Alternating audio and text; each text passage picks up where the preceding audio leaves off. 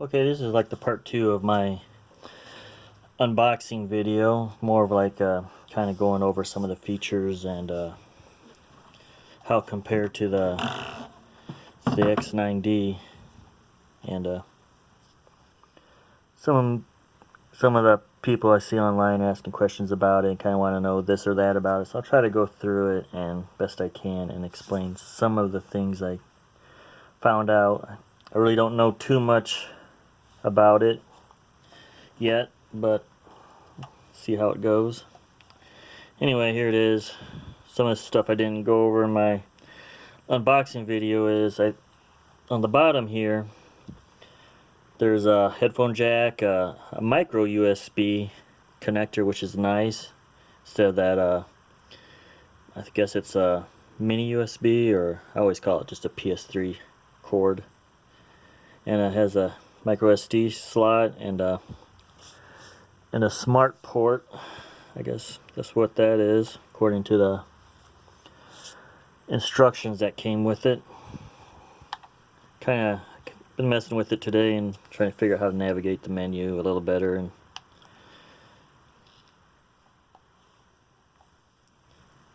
one thing I had to do was switch it over from mode 1 to mode 2, which you just go into the radio setting by taking this little joystick, little tiny joystick right here. Oops, that's not it. That's the push down. I guess it's a telemetry screen. Then to back out of it, just push this bottom button. Alright, here we go. The radio setup is just push left. Then I push up, then it scrolls to the bottom automatically. Then I don't know if you can see that or not. You can switch it from mode 1 or mode 2. So I did that because when I got it, the throttle was on the right side. So I had to switch it to the left side. And when I got it, both sticks were centered. This had a spring tension to keep it centered, to go back to center. So what I did for that, it came with 4 screws, like 2 long ones and 2 short ones. I don't know what I did with the other 2, but what you do is on the back here, there's plugs. And what you do is to get rid of that spring tension for your throttle, is take the long screw of the 4, of the 2, and put it in this hole and screw it in until it relieves all the spring tension. Then it just drops to the bottom. But after you do that, it's pretty sloppy. It just kind of flops around. So then you take the other screw that's a little shorter and you screw it in here to get your desired, tension of it, feel of it. How you just screw it in until you get to a point where you like it. So that's what I had to do for that. And I just left this one alone. I didn't put the screws in, a tension screw on this side. I just left it out because I thought it was fine the way it was. Alright, to back out of this radio setup, well, first we'll scroll through the pages. Like page 1 is the radio setup, and then SD card page. I don't have an SD card in it. This trainer mode, to what version it is, firmware version and all that. What switches.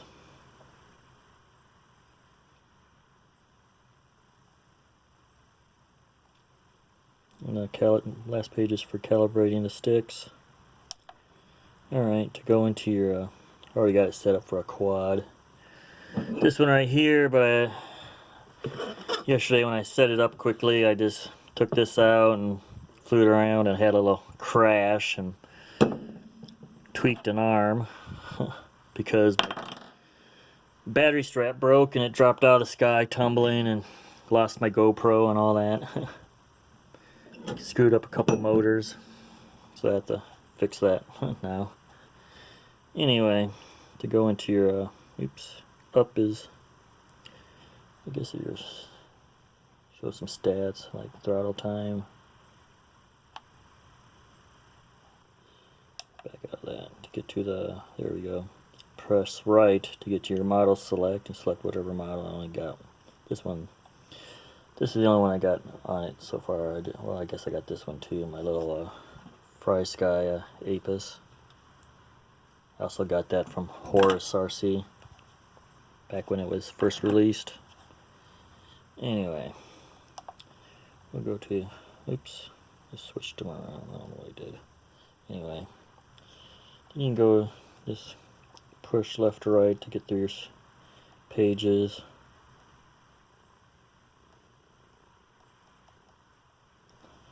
Then the bottom button backs out. Just create a new model. Oops, dang it. Go to 2, create model. I'll set up my 3-inch diatone. So just like all the other Frsky radios, I assume they're all pretty much the same. How to set up a model, you name it.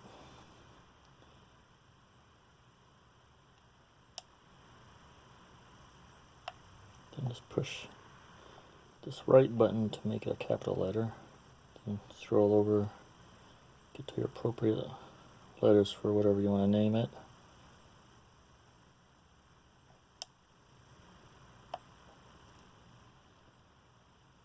I'll call this the GTM 3. Oops, I already passed the M.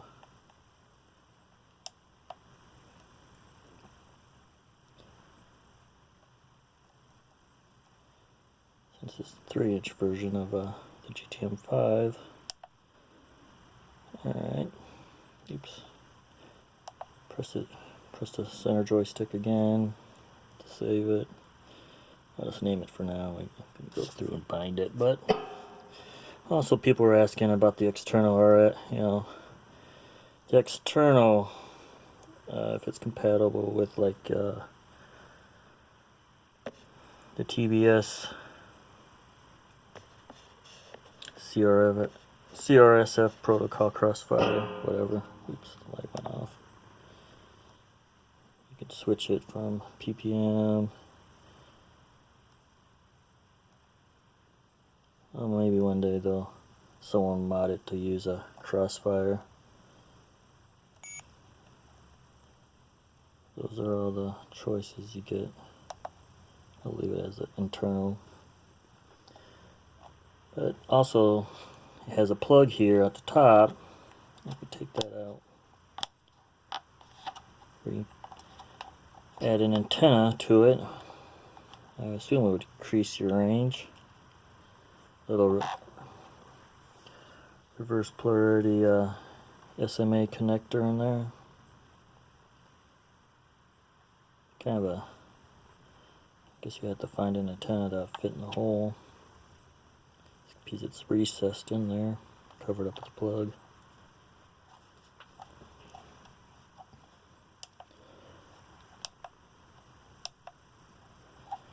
What else? Oh yeah, people are asking about, does it come with batteries? No, it don't.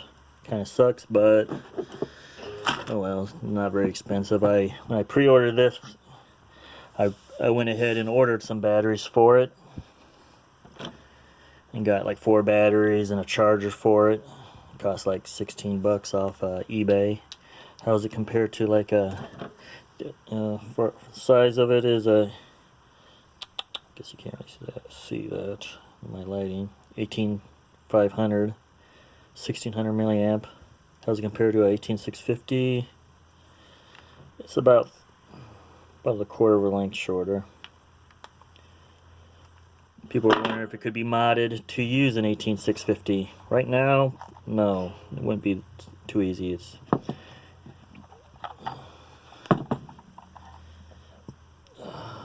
It sticks out about ½ an inch. I guess someone want to get creative and 3D print a cover for it that would go over and take, just like the negative terminal is just has a couple screws. You just, guess you could take it off, and someone got creative and make a 3D printed cover for it, a little longer extended. Guess that would work.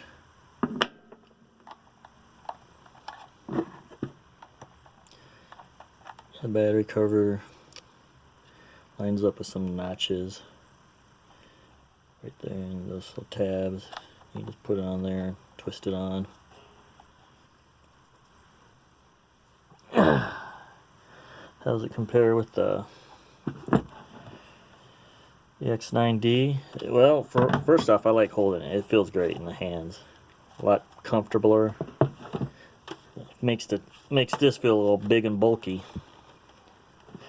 Say weight wise, yeah, kind of feel the same. This is a little lighter than the X9D. X9D, nice radio. Had it for a while. Like I bought it used off eBay. Serves its purpose. I figured if, yeah, on the back is the module bay for the, I guess, Frsky's version of the long range module. It's a little smaller. Can it be modded to use a Crossfire? Maybe someone will figure out one day. Make a 3D printed deal to house a module for the Crossfire. Otherwise, I'll just use the X9D for any long range quads, depending on how well Frsky's version of the long range module works out. And what else? Oh yeah, the gimbals. How do the gimbals feel? These are pretty smooth. They're nice. How does it feel compared to the Taranis or the X9D? I'd say the X-Lites seem smoother. Quieter anyway. Yeah, I guess because of the newness of it, it's probably going to be a little smoother than my X9D. The throw of it, when I noticed when I was flying, you know, seems like it has a little bit shorter throw, so you got to be a little bit more precise than your, to me anyway, compared to these gimbals. These gimbals seem like they have a lot of travel compared to this. So I noticed I was like over traveling with some of my rolls and flips, and take a little getting used to using this radio, but give it some time. I'm sure I'll get used to it. Yeah, the throw of the X9D is a lot longer. Kinda, I don't know, maybe just a tad too long if you're full throttle or full pitch or whatever. Thumb might, I'm a thumber, so thumb might slip off, but this got plenty of.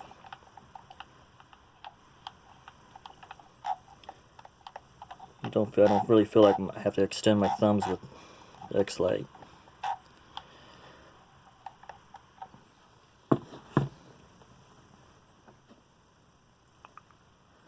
Well, what I like about the case too is more travel friendly. Just put it in the case and toss in your backpack or whatever. The Taranis case that's downstairs, I don't have it right with me right now, but it's like a big old briefcase. One thing I would have been nice if it had like a carrying strap or something, or a handle or something you can. Oh, I guess it does right here. You can, I guess it has little tabs to put like a carry strap on. I didn't see them yesterday. Yep, there you go. That answers that question.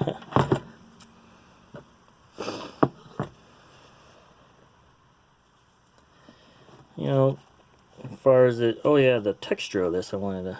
On the back it has these kind of, I guess they're like a silicone rubber, very grippy. Even the case of the controller has like a kind of a satiny feel, textured feel to it. It's really nice. Doesn't feel like a big hunk of plastic like this. Very comfortable in the hands. Just fits perfectly.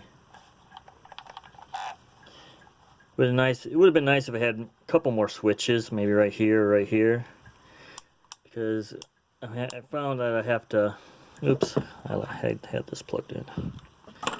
Found that I had to use some of my three-way switches to put multiple things on where normally I would have like maybe like this three-way switch for like acro, you know, angle and horizon or whatever, but I found I have to do like put like angle on.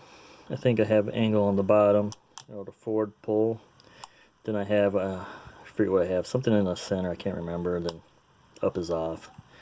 Same with the switch over here. I had one for the buzzer and I forget. Oh, and one for buzzer, and I think all the way forward is for this switch is like to do turtle mode. Can't remember. I just quickly put some stuff on the switches. I really don't remember what I did. Have to go hook it up to the PC or the laptop and figure out where I put the switches that it has. But a couple more switches would have been nice. And what else? Don't know if I think that's about all I can think of.